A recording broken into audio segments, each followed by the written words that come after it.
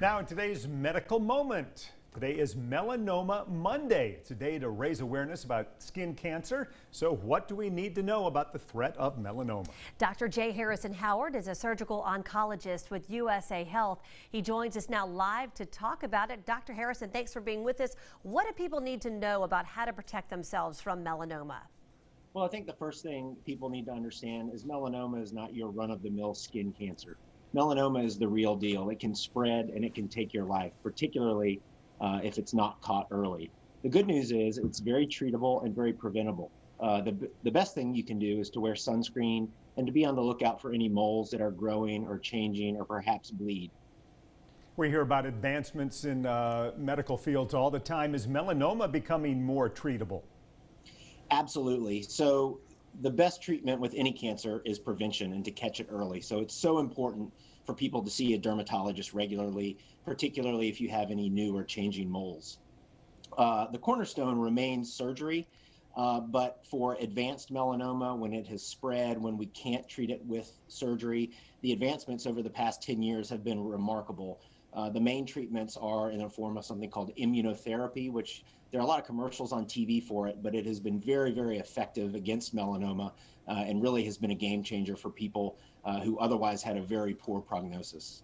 Dr. Harrison, you mentioned prevention and wearing sunscreen. I'm always curious, why do melanomas pop up in places that don't see the sun, and weird under your underarm or your lower back, places where you never got sunburn, in between your toes?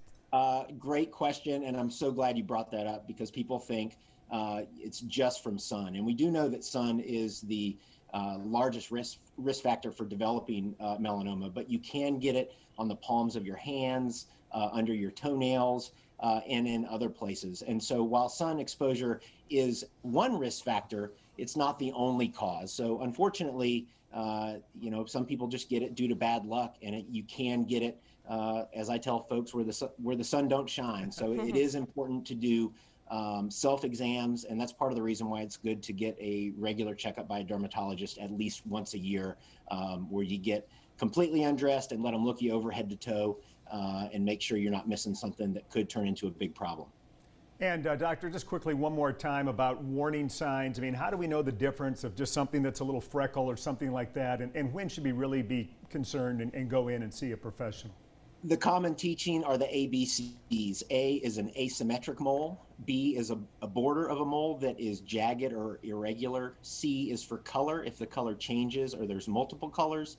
D is for diameter, over 6 millimeters. Commonly, the easy way to remember that is about the size of a pencil eraser. And E is for evolution, any moles that grow, change, bleed. Those are ones that you need to get in and get biopsied or at least looked at by a dermatologist. Is there a certain population where you see more melanomas? For example, someone who looks like me, pale, blonde hair, or people who, because some people might think, well, I don't need to go to the dermatologist. I'm tan. I don't really burn very easily.